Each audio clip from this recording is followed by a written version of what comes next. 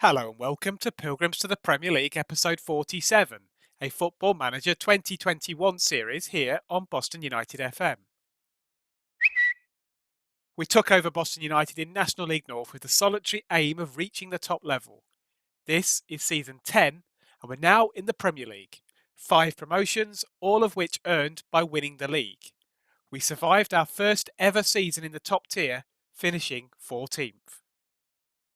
We're into September and have started the season unbeaten so far, with 2 wins out of 4 in the Premier League.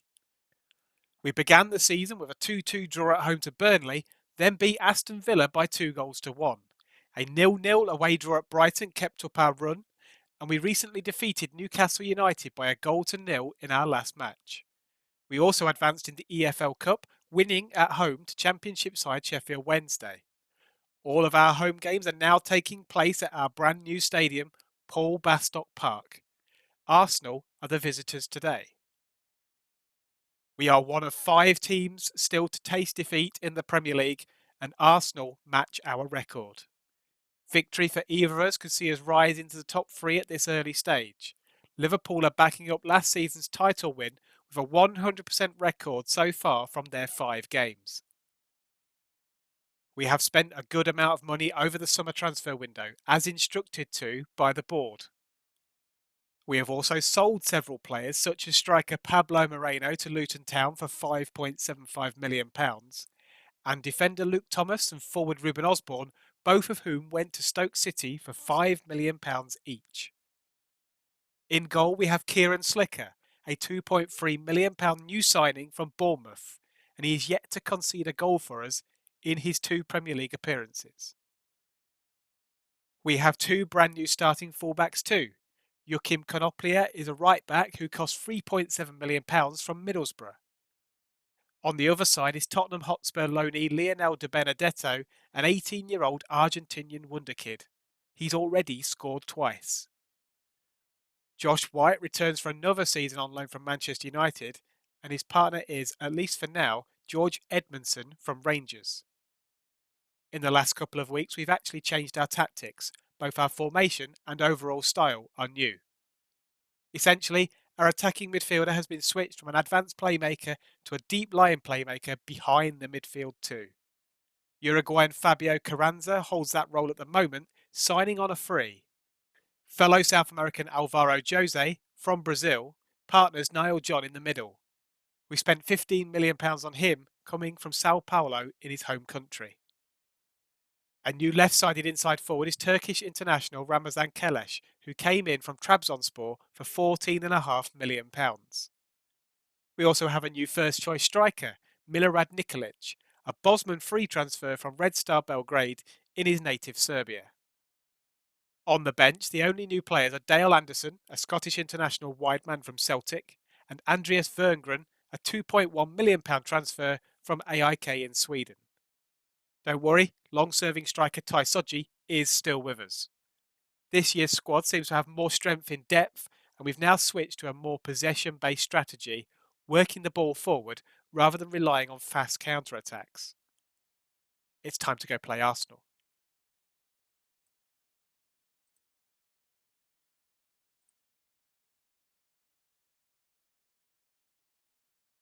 But it's been a decent start to the season so far. Quite unspectacular, but 2 wins and 2 draws from 4 games is not to be sniffed at, especially for a team like us who are still only trying to avoid relegation. Let's pump the players up. We've been on a good run lately, so go out there and impress me. We're unbeaten so far. Can we continue against Arsenal? I would make us slight favourites. We've had an okay start compared to Arsenal. We've both actually got the same record of 2 wins, 2 draws. They're asking me about Stuart Smith. He's actually been replaced by Kieran Slicker. So I'm going to tell them he's not first choice. Here we go with the match preview. There we can see our change to a 4-3-3.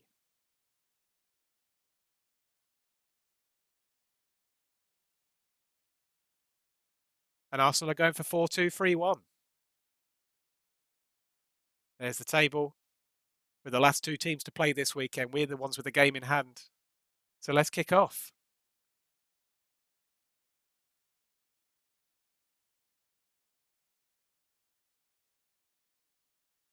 Free kick to Arsenal inside their own half. It's with Torres. Gives it to Lopez in central midfield. He tries to go forward. There's Saka. He's through. But there's a good block there from Konoplia. Goes out for a corner to the Gunners. Abdul Kadir gets it. There's Lopez. And he's put Arsenal 1-0 up. It's been a very quiet game so far. This is the first highlight. I don't think we've actually had a shot yet. This must be the first shot on target. And Lopez has headed it in. And at half-time, we do go in 1 goal down. We have yet to have a shot. We're not threatening them at all. We've had plenty of the ball. 94% passes completed and 54% of the possession. We're just not doing anything with it. We need to pump the players up. We need to actually tell them to get out there, do a little bit better in the second half, and at least get a goal to equalise.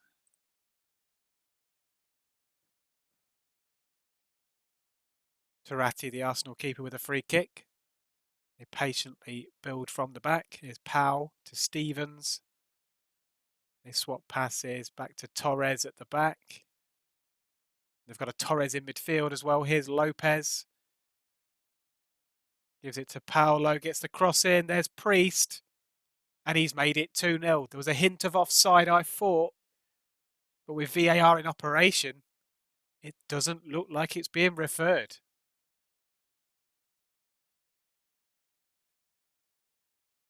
Paolo with a cross. There's Priest with the late run past the defence. And he nods it past Slicker. Throw into Arsenal. Down the right-hand side. Paolo goes past Alvaro Jose, but Jose's back again, trying to get the ball off him. Gives it to Vega. Back out to Paolo on the right. Gets to the byline, gets his cross in at the near post, and are they going to make it free? No, it's a good save, but it was offside anyway. And there's the final whistle. We go through the whole 90 minutes without seeing one of our own highlights. A very poor attacking performance from us. Going to have to tell the players that I'm not happy with how they played.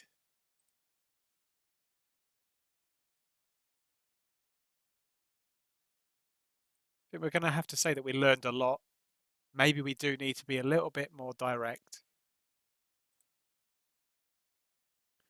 But there you can see the table. We are still in 7th place, 8 points from 5 games. It's not a bad record for a team that is expected to be down the bottom.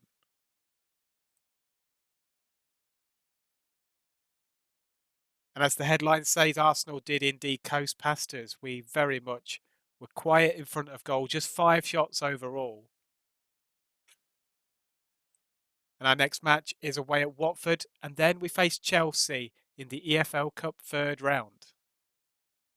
For the next episode, we're going to skip forward quite a few games. I think we're going to come back in mid-December. One of the home games maybe against Tottenham or West Brom.